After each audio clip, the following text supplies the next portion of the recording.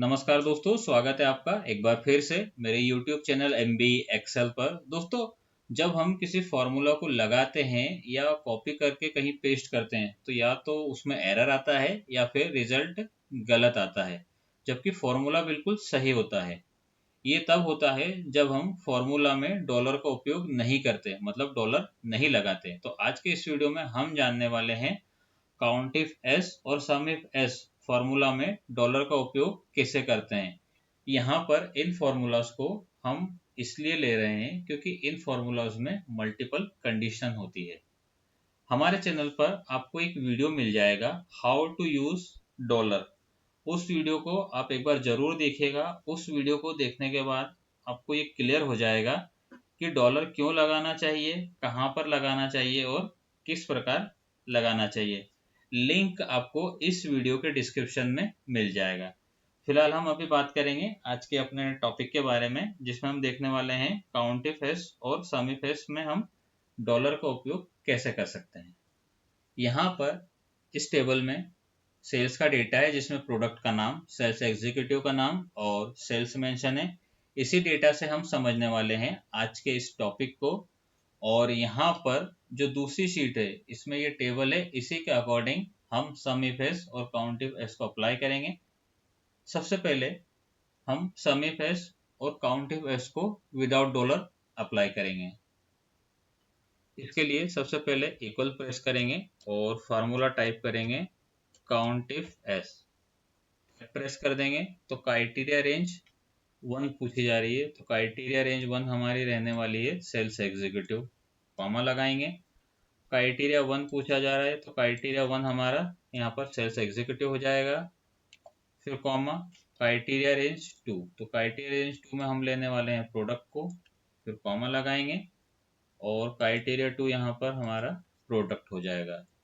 इसके बाद हम ब्रैकेट को बंद करके एंटर करेंगे तो फार्मूला अप्लाई हो गया है। और इसको यदि पूरी टेबल में हम पेस्ट कर रहे हैं तो देखिए फार्मूला बिल्कुल सही लगा है, लेकिन जो रिजल्ट है वो नहीं आ रहा है। जैसा कि मैंने आपको बताया, या तो रिजल्ट गलत आता है या फिर एरर आता है। तो ये फार्मूला बिल्कुल सही है, लेकिन बाकी जगह ये रिजल्ट नहीं आ रहा है।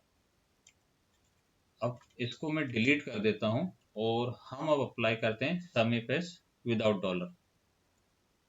इक्वल प्रेस करेंगे और फार्मूला टाइप करेंगे समिफ एस। टैब प्रेस कर देंगे तो फार्मूला ओपन हो जाएगा। पहला पूछा जा रहा है सम की रेंज। सम की रेंज हमारी ये होने वाली है, इसी को हमें सम करना है। Comma criteria range 1, criteria range 1 हम लेने वाले हैं सेल्स एग्जीक्यूटिव को, और क्राइटेरिया 1 हमारा यहाँ पर सेल्स एग्जीक्यूटिव ही रहेगा। फिर कॉमा लगाएंगे। फिर पूछा जा रहा है क्राइटेरिया रेंज 2, जिसमें कि हम प्रोडक्ट को लेने वाले हैं। कॉमा, और यहाँ पर क्राइटेरिया 2 भी हमारा प्रोडक्ट हो जाएगा। तो देखिए यहाँ पर ये फॉर्मूला भी बिल्कुल हमने सही लगाया है, लेकिन इसको जब पेस्ट कर रहे हैं तो बाकी जगह रिजल्ट नहीं आ रहा है। इसको फिलहाल मैं डिलीट कर देता हूँ और अब हम अप्लाई करने वाले हैं COUNTIF S with dollar. Equal press करेंगे और COUNTIFS टैब प्रेस करेंगे। फार्मूला ओपन हो चुका है। क्राइटेरिया रेंज 1, तो क्राइटेरिया रेंज 1 में हम लेंगे सेल्स एग्जीक्यूटिव को और यहाँ पर डॉलर लगाएंगे ये वाला।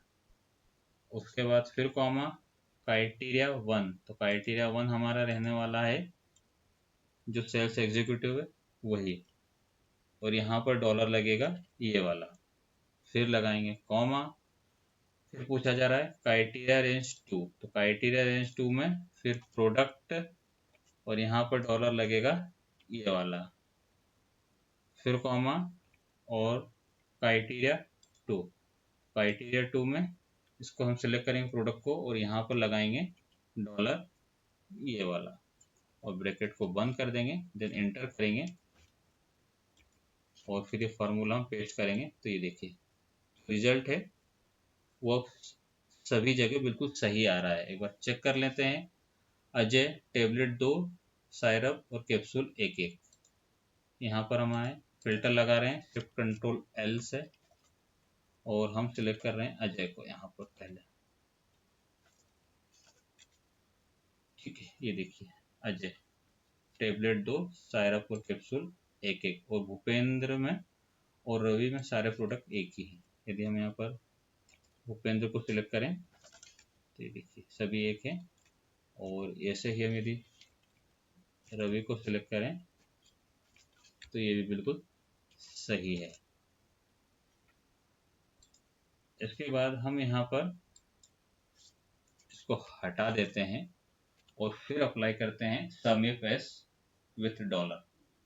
इक्वल प्रेस करेंगे और फार्मूला टाइप करेंगे सम इफ एस, प्रेस कर देंगे, फार्मूला ओपन हो गया है। सम की रेंज, तो सम की रेंज हमारी है ये, और इसमें डॉलर लगेगा ये वाला, कॉमा क्राइटेरिया रेंज 1, तो क्राइटेरिया रेंज 1 में सेल्स एग्जीक्यूटिव डॉलर ये वाला, और फिर यहाँ पर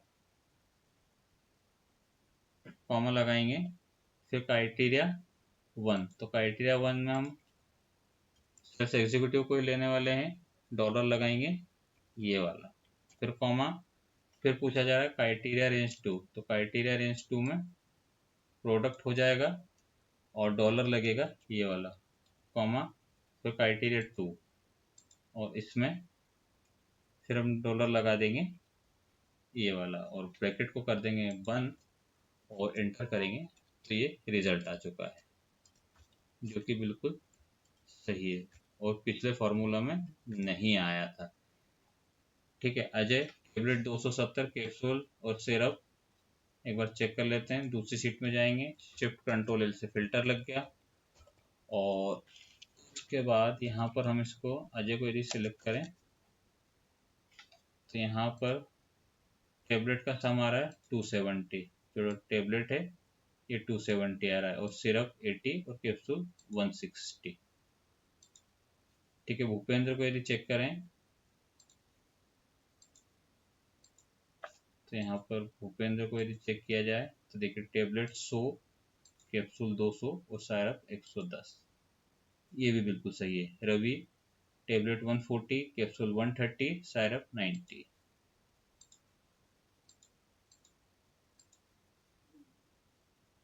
ये भी बिल्कुल सही है। ठीक है, फिल्टर शिफ्ट कंट्रोल से मैंने हटा दिया है और इस शीट पर आ जाते हैं।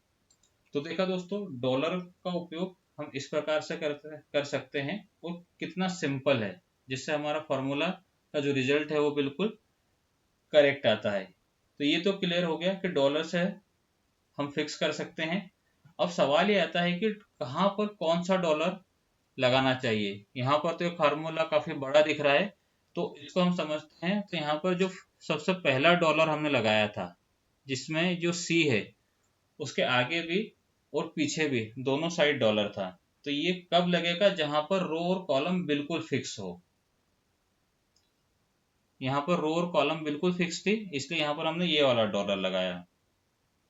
उसके बाद फिर हमने लगाया था ये वाला डॉलर,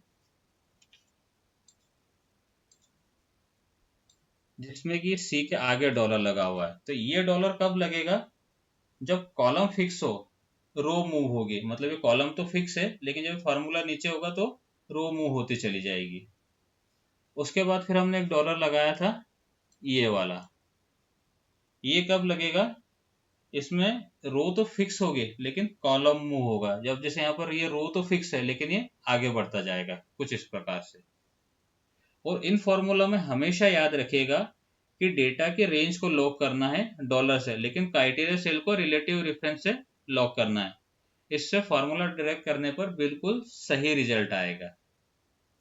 ठीक है